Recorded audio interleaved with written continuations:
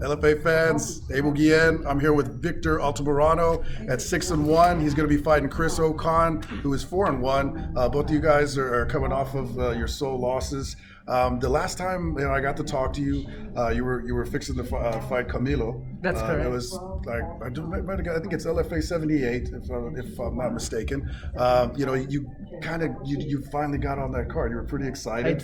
I did. Which was pretty excited for all of us. Like you said, we got to see you, on the undercards. But let's talk a little bit about that experience. How did you see that fight? Because Camilo, a very tough guy. He came in on short notice, but he gave you a pretty good fight in your win, though. He did, yes. It was a great fight. It was probably the first fight in which I was stepping into the realm of high-level fighters.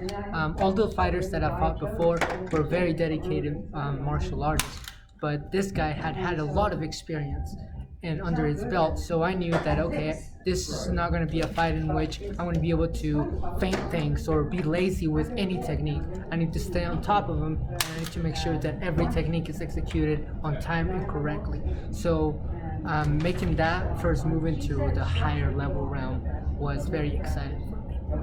And then your next fight, you took a very dangerous fight, especially like whenever I saw you were stepping up, it was a UFC vet. You ended up coming out with the loss, but talk a little bit about that experience. Obviously being your first, professional loss. What would you say that you feel that you could have done better? What you felt that you did good, and just that maybe he, was just the better guy that night? Well, there's always something you could do better, and there's always something you can improve on. I feel like going into that fight, I was pretty blindsided. It was a lot of not knowing, there were some issues with like traveling and figuring that out, fighting so far away from home, realizing the cage size was, very different. So a lot of factors came into it, which are no excuse, but at the same time, I had to make sure that I brought my A game. I brought my A game into, like you said, a very tough veteran opponent, the UFC, and it was a wonderful experience. At the same time, it wasn't the most pleasant because I took an L, but it made me realize that as soon as that fight was over, the breath that comes out of me is the same one as I went. Same one. I still breathe the same. I still walk the same. And it made me realize, I am the same person whether I win or lose. The only difference is how inspired was I when I came into the cage.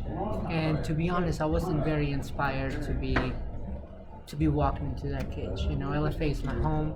LFA is where I want to be fighting, until they push me into the UFC or, a bigger stage. And I just feel like, man, we could do better. And as far as being inspired, I always see you, and forgive me if I'm wrong, but the cello, is that correct? That's correct. That's yes. correct. I've seen a lot of your videos. As far I guess you would say that you're playing that's more just to relax you, or something that you enjoy. It's something that I enjoy. It's also something that helps me with my fighting. After I train, I play the cello, and I make sure, okay, how are my motor skills? How is my cognizance? How is my mind? Is it the same? Am I playing the same as I was before I went to the gym? Am I allowing my emotions to affect not only how I perform at the gym, but am I allowing to carry whatever burden I've been carrying before, after, and during the gym to come back and keep me from creating more, from growing not only as a person but as an artist, so that it can translate both as a musician and as a martial artist. And it's a constant feedback between the two, and I feel like that duality is very important for my training. I think that's very important, because I don't think I've really heard anybody speak like that. That's great. That's great. So now you got Chris Ocon. He's 4-1. His sole loss is on the Contender Series. So a very tough opponent. So what have your coaches seen in him, and what have you guys are preparing for? Well, we're preparing for experience. Chris Ocon is a very experienced fighter, and it's an experienced fighter at a high level. Like you said, he's fought at the UFC Contender Series, and we're all aware of that. We know that the pace that those guys bring, we know that the hunger those guys bring, whether they've lost or not, they made it there. Yes. You don't get there by just being complacent with whatever it is that you do. So I know that he's going to come out with hunger. I know that he's going to come out with an intention. I know that he's going to come out with a mission. And I have to do the same. I'm going to do the same. I will do the same. And it will be a great night. It will be a great fight. Because at this moment, with every intention, he's going to win. We don't know that yet. We may know it inside. He may know it. I may know it.